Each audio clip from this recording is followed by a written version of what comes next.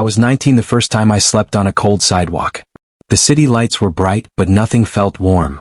I remember sitting on my duffel bag, staring at my phone, hoping someone, anyone, from my family would call back. I had tried every number I knew by heart. My mother, my older sister, my uncle who used to say, "If you ever need anything, just ask." I asked. I begged. But every call went to voicemail, every text was left unread. And in that moment, it became painfully clear, they weren't coming. They weren't going to help. People like to say, family is everything. But what happens when your own family refuses to help you at the exact moment you need them the most? That question lived with me every single day I was homeless. At 19, I had nothing but a few clothes, a cracked phone, and a stubborn belief that somehow, someway things could get better. I didn't want luxury, success, or revenge. I just wanted a place to sleep that wasn't a bus stop bench. But life has a funny way of flipping the script. And sometimes, the people who walk away end up walking straight back into your life. Only this time, the power is in your hands. Back then, all I wanted was shelter. Now, I own the entire apartment complex my family is trying to move into. And they have no idea I'm the landlord. But the story didn't start with ownership or wealth. It started with me standing outside my mother's house, suitcase in hand, after she told me, "I can't help you anymore. I have my own problems." Those words burned deeper than the winter wind hitting my face. I remember staring at the ground because if I looked up, I knew she'd see the anger in my eyes and mistake it for disrespect. But it wasn't anger. It was heartbreak. I wasn't a bad kid. I wasn't out of control. I just didn't have money for school, I didn't have a job yet, and I didn't have anywhere else to go. But instead of giving me a little time or a space to figure myself out, my family pushed me out like I was nothing more than a burden. I walked for hours that night, dragging my bag up and down unfamiliar blocks. I ended up near a convenience store where a security guard told me, "You can sit here until morning, but you can't sleep." So I sat. I watched cars pass. I watched strangers laugh, argue, live their normal lives while I tried to pretend I wasn't falling apart. People don't talk about the quiet moments of homelessness. The moments when you're too tired to cry but too scared to fall asleep. The moments where you promise yourself you'll never forget how this feels. I made that promise to myself over and over, I will never forget. And I didn't. The next few months became a painful routine.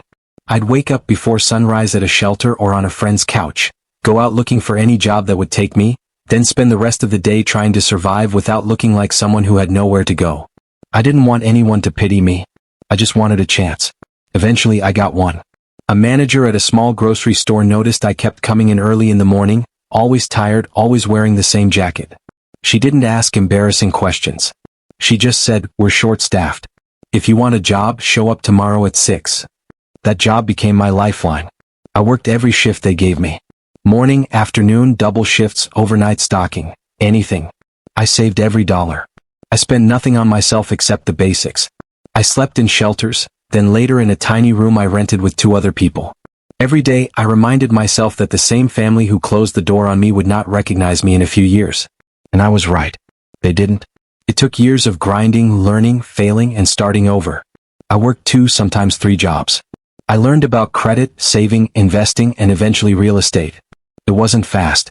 It wasn't easy. But step by step, I built a life that looked nothing like the one I came from. I still remember the day the opportunity came, the chance to buy the apartment complex. It wasn't fancy. It wasn't huge. But it was a real investment, the kind I used to dream about while sitting outside that convenience store at 19. I didn't know who lived there. I didn't care. To me, it was just a business move. A smart one. A necessary one. A milestone that proved I had survived everything life threw at me. But life wasn't done surprising me.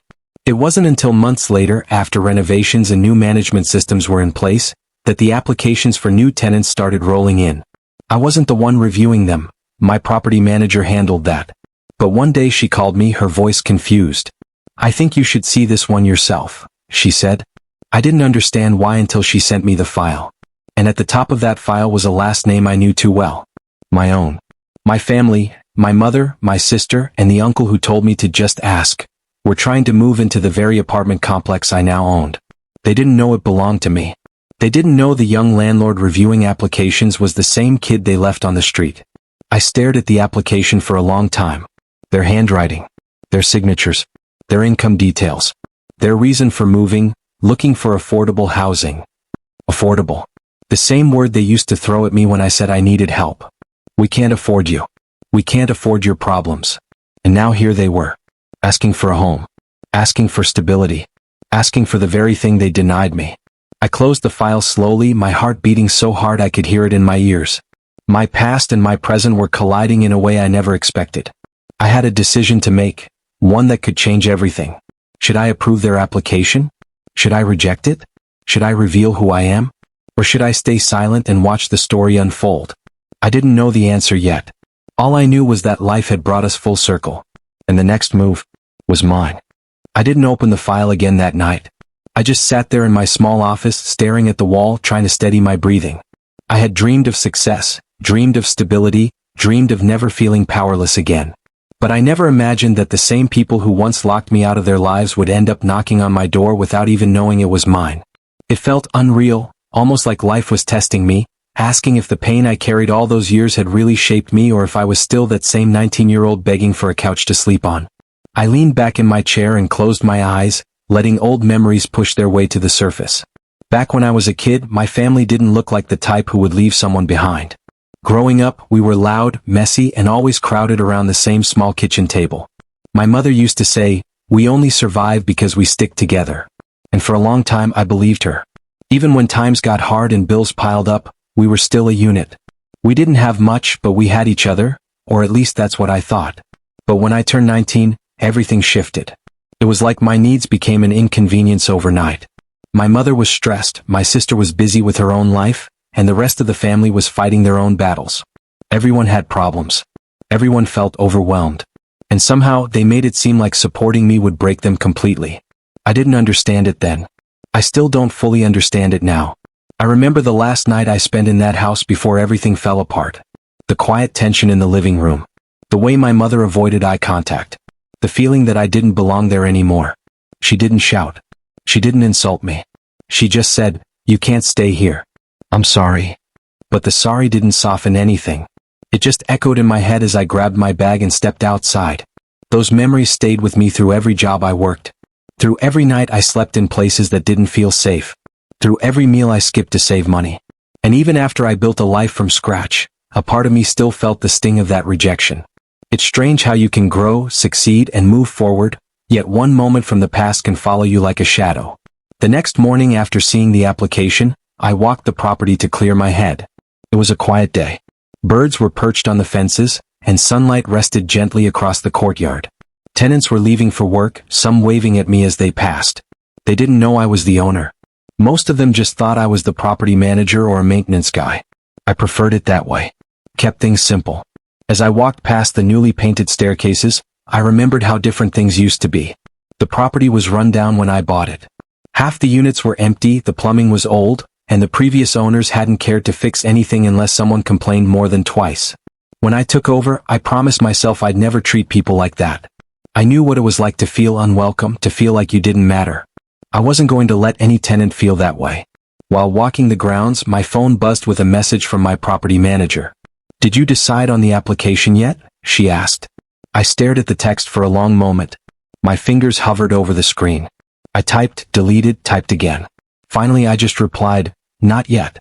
I need more time." She didn't question it, but I could tell she was curious. Anyone would be. Who takes days to decide on a standard tenant application? But the truth was, this wasn't standard for me. This was personal in a way I wasn't prepared for. Later that day I sat with the file again. Their information painted a picture I wasn't sure how to feel about. My mother's income was lower than I expected. My sister had recently lost her job. My uncle was dealing with health issues. They weren't doing well. And part of me felt something tighten in my chest when I saw that. Not joy. Not revenge. Something heavier. Even after everything they did, or didn't do, I didn't want to see them suffer. But I couldn't ignore the past either. The conflict sat right there inside me, refusing to settle. In the middle of all that, a different memory came back to me, one I hadn't thought about in years. I remembered once asking my mother why our relatives rarely visited us, even when they lived nearby. She said, "People only come around when they need something. When life gets hard, they show you who they really are." I didn't realize back then that one day she would be the one proving that exact point to me. As I looked through each page of the file, a lot of questions ran through my mind. Did they ever think about me after I left? Did they wonder where I slept or if I ate? Did they feel guilty? Or did they move on like nothing happened? I had no idea. We hadn't spoken in years. Not because I hated them, but because everything felt too shattered to repair. And now they were unknowingly walking right back into my world. That night I couldn't sleep. I lay awake thinking about the past, the present, and the strange twist that brought us here. It felt like life was pushing me toward a moment I wasn't ready for. A moment where I would have to choose between the hurt I carried and the person I had become. But the more I thought about it, the more complicated it became. If I approved them, would they find out who owned the place? Would they try to reconnect? Would I even want that? And if I rejected them, would it be out of fairness or bitterness? I couldn't tell. I didn't trust my own emotions enough to decide. I needed space to breathe, so I left the office and walked to a cafe a few blocks away. The same cafe I used to sit outside when I had nowhere else to go. Back then, I would use their outdoor Wi-Fi to search for jobs or watch videos about success stories. I sat there now in a real seat, ordered a drink I couldn't afford when I was younger, and tried to make sense of everything. As I sipped my drink, I kept replaying the moment the property manager showed me the application. That split second of shock, the wave of memories, the feeling that the past wasn't done with me yet. It all lingered, refusing to quiet down. A part of me wondered if this was some kind of sign. Not necessarily a sign of what decision to make, but a sign that running from the past wasn't going to work forever. At some point, life brings everything back around. The tension didn't ease. If anything, it grew. Because I knew this situation wasn't going away. I had to make a move. I had to decide something. And whatever decision I made would change everything, for them and for me. But I wasn't ready. Not yet. So I put the file away, closed my laptop, and promised myself I'd decide tomorrow. Except tomorrow came. And something happened that changed everything again. The next morning, I couldn't shake the feeling that the past had planted itself firmly in my present. I arrived at the apartment complex earlier than usual, before any tenants were out in the courtyard. The sun was barely up, and the air had that quiet, heavy stillness that comes before a city fully wakes. I walked past the units I had renovated myself, each one a reminder of the struggle it took to get here. Every nail hammered, every coat of paint, every decision I had made to stay disciplined instead of giving up, it all led to this moment. I went into my small office and opened the file again. I studied my mother's application as if I could read her thoughts from the handwriting. Her handwriting hadn't changed much over the years, neat but slightly hurried, like she had 1,000 worries racing through her mind. My sister's section of the form was different. Younger, more cautious, almost apologetic. And my uncle? I could sense his uncertainty through the details he had written. They all seemed like the same people I grew up with, yet they were completely different. The distance of years had transformed them into strangers I once knew. I couldn't stop thinking about why they were moving now. My property manager had included a note saying they wanted a quieter place, closer to the city center. Affordable, convenient, a fresh start. On paper, they were ideal tenants, responsible, stable, able to pay rent on time. On paper, I should have had no reason to reject them. But on paper didn't feel real. On paper didn't capture the nights I spent shivering on sidewalks, the weeks I went hungry, the endless doors that were slammed in my face. The main conflict wasn't just about ownership anymore. It was about betrayal, about pride, about the memories of a past that refused to fade. And it wasn't just mine. Somewhere deep down, I knew that if they ever discovered who I was, the confrontation would be messy. Words left unsaid for years could explode in ways I wasn't ready for. I decided to step away from the office and walk the perimeter of the complex, hoping movement would clear my head. That's when I noticed something I hadn't expected. One of the units, still under renovation, had a small crack in the corner of the wall. I leaned closer, inspecting it, and realized it was more serious than it appeared. This unit would need extra work before anyone could move in. And if my family's application was approved, they could be placed there. I felt a knot tighten in my stomach. Was it wrong to even consider the logistics as leverage? Could I justify this as part of my responsibility as the owner, or would it feel like manipulation? I didn't know yet, but I could feel the tension in the pit of my stomach growing. That afternoon, my property manager called me into a quick meeting. She was professional, but I could sense her unease. You know, the applications are being reviewed today. If we don't act fast, the units could be rented to someone else, she said. I nodded, pretending to be calm, while inside I felt torn in a way that had nothing to do with business. As she left, I found myself thinking about all the subplots I hadn't expected to unfold. There was my mother, who had once been my world, now potentially living under my management. There was my sister, whose life had always been intertwined with mine, yet had distanced herself when I needed her most. and my uncle, whose promises of support had vanished the day I walked out. Each had their own perspective, their own reasons, their own struggles. And none of those stories included me anymore, at least not yet. I walked past the courtyard again, where a few tenants were enjoying the afternoon sun. I overheard snippets of conversation. A mother talking about daycare, a young couple arguing over bills, a college student complaining about rent increases. Everyone had their own story, their own hardships, and their own small victories. And I realized that my family's story had intersected with mine in a way that could change all of our lives. The phone buzzed. Another message from my property manager. We need a decision today. Please let me know before the end of the day. I put the phone down and let my mind drift back to the nights I had spent with nowhere to go. I remembered the hunger, the fear, the crushing loneliness. And I remembered the determination that kept me going, the stubborn belief that I would never be powerless again. But now the question wasn't about survival anymore. It was about choice. And choices can be messy. They can hurt. They can open doors to unexpected confrontations.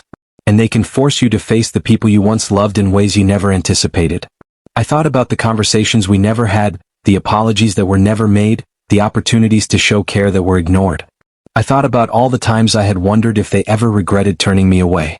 And I wondered if I was supposed to be the one holding the power now, or if that power was just an illusion. Later that evening, I went back to my office and opened the file one last time before I had to make any move. I studied every detail, from their previous addresses to their employment history. I could almost hear my mother's voice in my head. We can't afford this. And now, ironically, they could afford it. Not that I wanted to think about their financial status. It wasn't about money anymore. It was about control, about justice, about whether I was ready to face them with the truth. The deeper I went into their file, the more I realized how little I actually knew about the life they were living now. Their struggles weren't mine, yet I felt a strange sense of responsibility. Not because I owed them anything, but because the past had left scars that were impossible to ignore.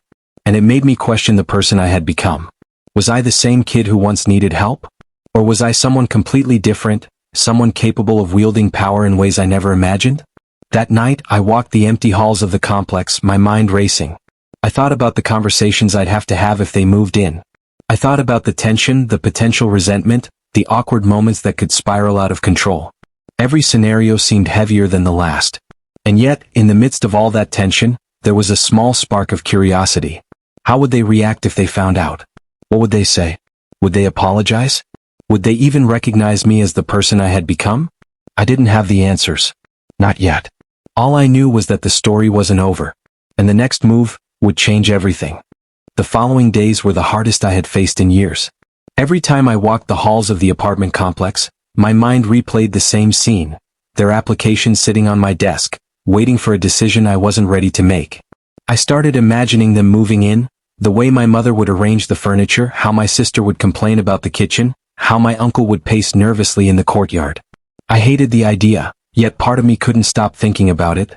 I started noticing small things around the property that reminded me of the past. A tenant leaving the door unlocked, a child playing in the courtyard, tiny, ordinary moments that now carried enormous weight. They reminded me of the nights I spent with nowhere to go, the times I had to rely on strangers for kindness, the cold, empty spaces I had slept in. Every step I took was layered with memories, with questions I couldn't answer. Then there was the staff. My property manager had been professional, but I could sense her curiosity growing every day. She started asking more questions, casual things at first like, "Do you know these people personally?" Or, "Have you seen them before?" I answered carefully, deflecting because the truth was dangerous. If she knew the connection, it could complicate everything. And if anyone else in my circle found out, the tension could explode beyond anything I could control. One evening, I stayed late at the office staring at the file. The applications felt heavier than ever. I thought about what it would be like to see my family on the property for the first time, unaware that I was the owner. Would they smile at me like nothing had happened? Would they try to reconnect casually, pretending the past never existed? Or would they recognize something different in me, confidence, authority, someone they no longer knew? The more I thought about it, the more conflicted I became. Part of me wanted to test them, see if they had really changed. Part of me wanted to keep my distance, to maintain control and keep my emotions safe. And yet another part of me, the part that had spent years dreaming of stability and recognition, longed for the moment of confrontation, the chance to show them who I had become. Days passed. The tension built like a storm on the horizon. I couldn't focus on anything else. Even during work, when I was supposed to be reviewing maintenance schedules or overseeing renovations, my thoughts kept drifting back to the file. I found myself imagining every possible scenario. What if they recognized me immediately? What if they didn't recognize me at all? What if they tried to charm their way into a favor, not knowing I held all the power? Then one afternoon, everything shifted.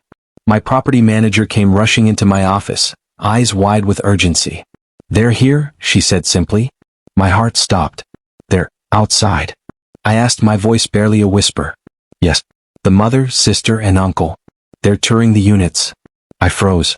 Every memory I had of that family, the anger, the heartbreak, the rejection, came crashing back all at once. I wanted to run, to hide, to pretend this wasn't happening. But I knew that wasn't possible. They were on my property, in my building, just a few floors away from me, and they had no idea who I was. I paced the office, trying to steady my thoughts. The unit they were interested in was almost ready, and my property manager expected me to approve the lease. Every instinct in me screamed to stop it, to pull back, to exert the control I had fought so hard to gain. But another part of me, a dangerous, curious part, wanted to see what would happen. I went to the window and watched them from above. My mother was talking animatedly with my property manager, gesturing toward the balcony. My sister was laughing at something small, her carefree expression reminding me of how easy life had seemed to them compared to mine. My uncle looked tense, his hands in his pockets, eyes scanning the walls as if he already felt the weight of responsibility. I could feel my chest tighten. I wanted to call out, to reveal the truth, but I knew I couldn't, not yet. This moment had to be seen, felt, experienced, and I wasn't sure if I was ready for what that would mean. I thought about all the nights I had spent hungry, the streets I had slept on, the cold wind cutting through my coat while my family ignored my cries. I thought about the resilience it took to survive, to claw my way out of that despair, to build something that no one could take from me. And now here they were, walking through the hallways I had renovated, unaware that the person behind all of this, the person who had the power to change their lives instantly, was me. I could feel the tension in the air, thick and suffocating. Each step they took echoed in my ears like a countdown to a confrontation I wasn't sure I wanted. I could hear my own heartbeat, loud and uneven, a reminder of every moment that had led me to this exact point. And then it happened. My sister turned, looked up at the window I was behind, and for a brief, fleeting moment, our eyes met. Time slowed. I didn't know if she recognized me. I didn't know if she felt the weight of all the years that separated us. But I could see the confusion flicker across her face, the same hesitation I felt inside. It was a small moment, a fraction of a second, but it was enough to make me realize that everything was about to change. The past and the present were colliding in ways I could never have prepared for, and the next moments would decide the course of our lives. I stepped back from the window, my mind racing. I had to choose my next move carefully. One wrong step, one word spoken too soon, and the fragile balance of control and suspense could shatter. I could feel the storm breaking. The tension was at its peak. Everything I had worked for, everything I had survived, was about to face the ultimate test. And in that moment, I knew there was no turning back. The confrontation, the reckoning, the climax, it was coming. All that was left was the choice. And the next moment would change everything. I thought I had seen it all, the disbelief, the tension, the collision of past and present, but life had one more curveball waiting. Just as I was about to step back from the window and collect myself, my phone buzzed with a message that made my stomach drop. It was from an unknown number. I opened it and my blood ran cold. The text was short, almost casual, but its meaning hit like a hammer. "I know who you are. Meet me in the lobby. Now." I froze. My heart started pounding in a way that no adrenaline from my past hardships could prepare me for. Who had discovered my secret? Was it a tenant? A staff member? Or worse, someone connected to my family? The possibilities spun through my mind in terrifying combinations.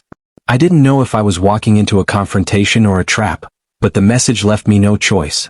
I took a deep breath and stepped cautiously toward the lobby. My mind was racing, replaying every step I had taken to this point, every late night I had spent building my life from nothing, every moment of rejection and struggle. The streets, the shelters, the cold winters, all of it had led to this exact moment. And now, someone knew my secret before my family even realized it. As I reached the lobby, I saw a figure leaning casually against the wall.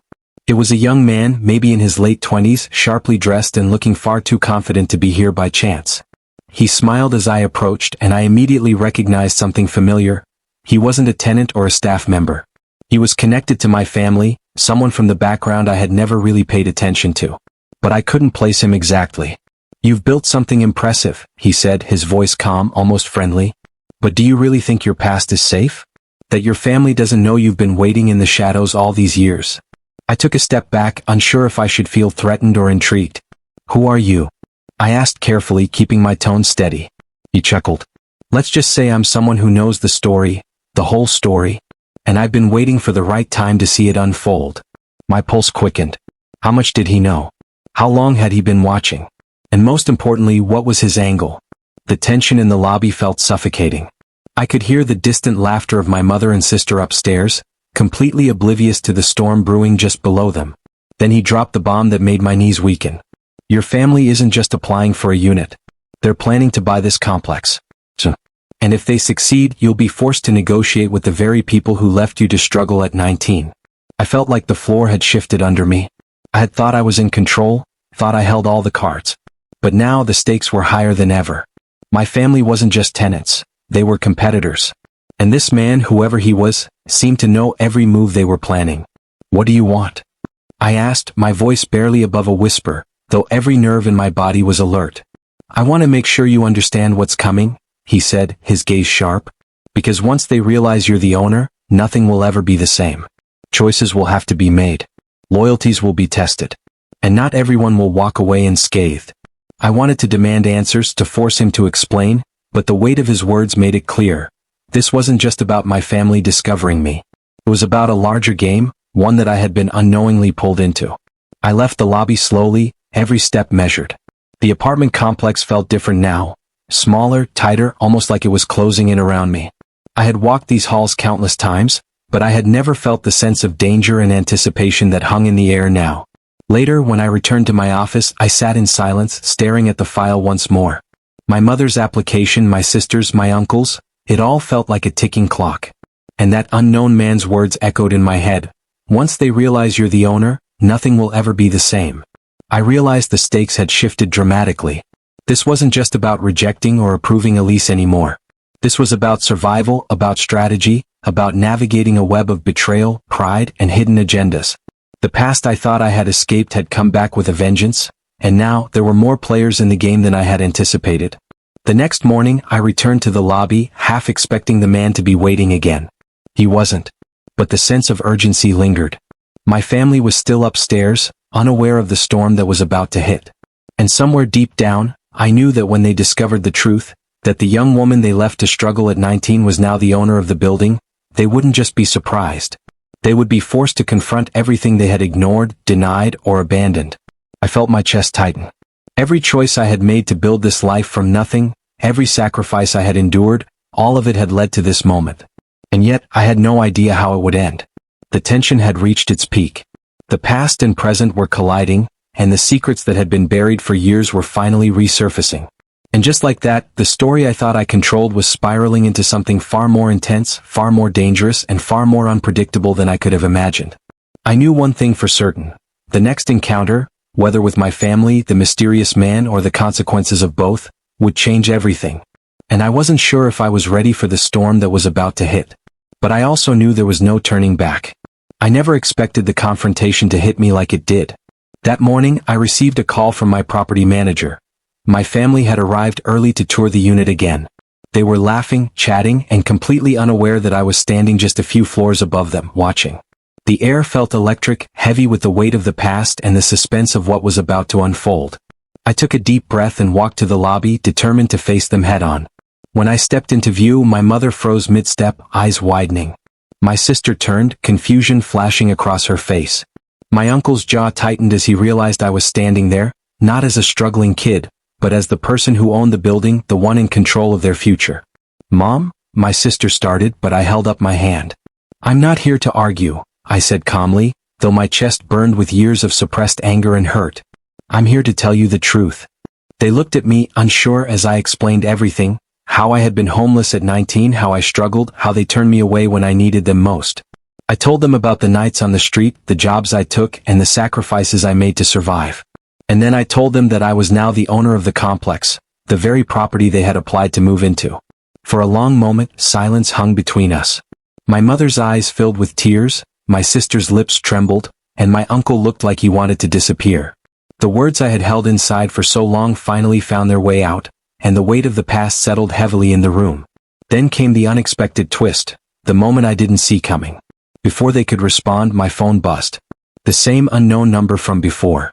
I glanced at the screen and felt a chill run down my spine. The message was simple: check the files in your office. They're not who they say they are. I froze and turned back to my office, my family behind me watching every move. The files on the table weren't the only applications I had received.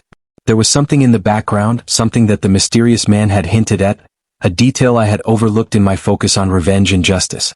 I opened the folder and my eyes went wide. Their identities were different.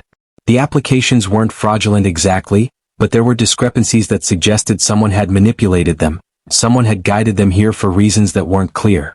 It wasn't just about my family trying to move in, it was about a scheme I hadn't anticipated, one that threatened both me and the people I once trusted. I turned back to them, heart racing, tension peaking. This isn't just about you moving in, I said slowly. Something else is happening here, and I don't know yet who's behind it. My mother stepped forward, voice shaking. We thought we were applying legitimately. We didn't know. I know, I interrupted. I believe you. But someone else knows more about all of this than any of us do, and we need to be careful. This could change everything, not just for us but for the entire building. For a moment, the room was silent again. Then my sister spoke, a hint of fear in her voice. So, what do we do? I took a deep breath, realizing the strange irony of the moment. For years, I had imagined this confrontation as a moment of pure justice, a chance to show them who had survived. But now the story had shifted. It wasn't just about revenge or proving myself.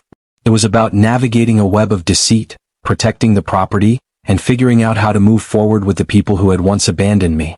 I realized then that the true climax wasn't just my success or their shock. It was the unexpected twist that life had thrown at us. We were all in this together, whether we liked it or not, and the outcome was uncertain. As we stood there, tension crackling in the air, I knew the real challenge was just beginning.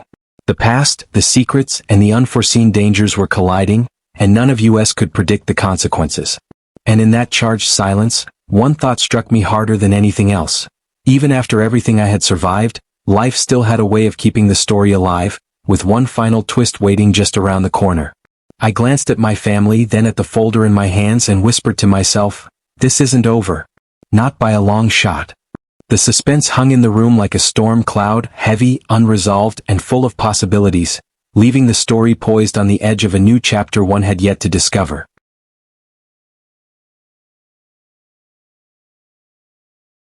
After the revelation in my office, everything moved faster than I expected.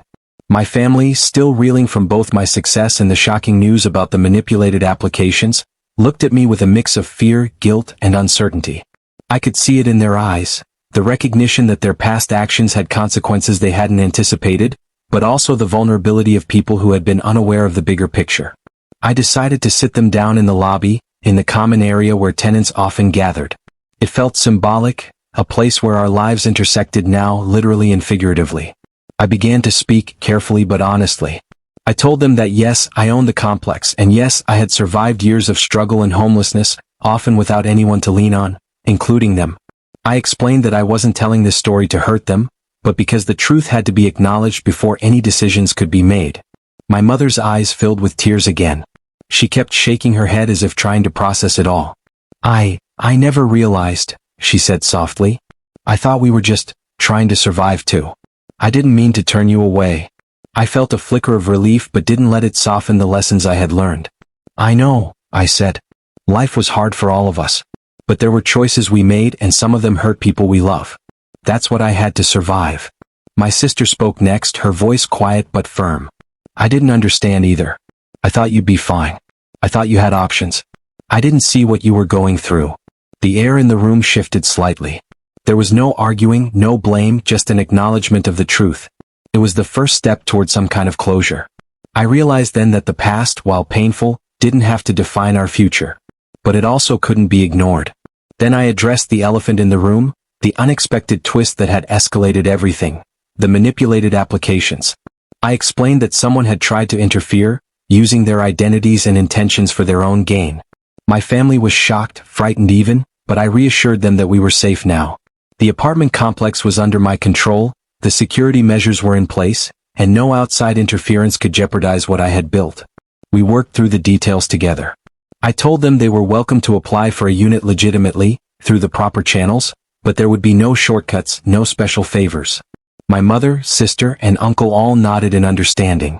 They could feel the weight of the trust one was extending, not just in business but in our relationship. Over the next few weeks, the situation unfolded carefully. My family reapplied officially, no manipulations, no deception. I watched them approach it with humility, realizing the difference between entitlement and earning something. My mother focused on a modest unit near the courtyard. My sister chose a smaller apartment on the second floor. And my uncle, who had always been anxious about responsibility, found a unit that suited his work schedule. It was strange seeing them here.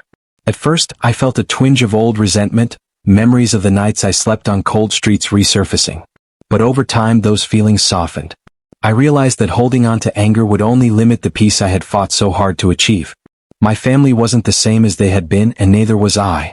We had all grown, albeit in different ways. There were awkward moments, of course. Small reminders of the past. A frustrated comment about the rent, a misstep in remembering building rules, the occasional nervous glance my mother would give me when she thought I wasn't watching. But each instance became an opportunity for understanding rather than conflict. I reminded myself that reconciliation didn't erase the past, it just allowed space for growth. As the days passed, my family began to adjust to their new lives in the complex. My mother started volunteering with tenants who needed help, using her experience to mentor others who faced financial or housing struggles. My sister found work nearby and joined community activities, finally embracing responsibility without resentment. And my uncle, who had once promised support he never delivered, became a quiet presence in the building, offering assistance where needed and quietly mending relationships. For me, watching them adapt and change was more powerful than any feeling of revenge or validation could have been. The real lesson wasn't about proving success or asserting control, it was about resilience, patience, and the power of taking your life into your own hands, even when those closest to you abandon you. I realized that success isn't just measured in money or property ownership.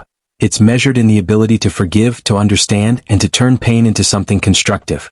The mysterious man who had warned me never appeared again, and eventually I stopped worrying about him. The experience had been a catalyst, forcing me to confront the truth, to weigh my choices carefully, and to take control of the situation. In a way, he had given me an opportunity to see the stakes clearly, even if it came wrapped in fear. Months later, the complex had settled into a new rhythm. My family lived there, not as dependents, not as intruders, but as part of the community I had nurtured. I wasn't their savior, and they weren't my prisoners. They were tenants who had come full circle, and we had all been transformed by the journey. One afternoon, I walked through the courtyard and watched a young father play with his child. I smiled at a neighbor who waved, feeling the satisfaction of a space that wasn't just about walls and leases, but about connection and safety. My family was nearby, laughing softly while carrying groceries. For the first time in years, I didn't feel the sting of the past or the need for confrontation. Everything had settled into a balance I could finally embrace. Looking back, I realized the story wasn't just about being abandoned at 19 or the triumph of owning a complex. It was about the lessons learned along the way, the strength to survive, the patience to rebuild, the courage to face those who hurt you, and the wisdom to recognize that people can change, even the ones who once turned their backs on you. I also understood the importance of timing. Life had brought my family back into my orbit at a moment when I was ready to handle it, not with anger but with clarity. That timing made all the difference. What could have been a story of revenge became a story of redemption, growth, and unexpected reconciliation. And while some scars would never fully disappear, they became reminders of how far I had come.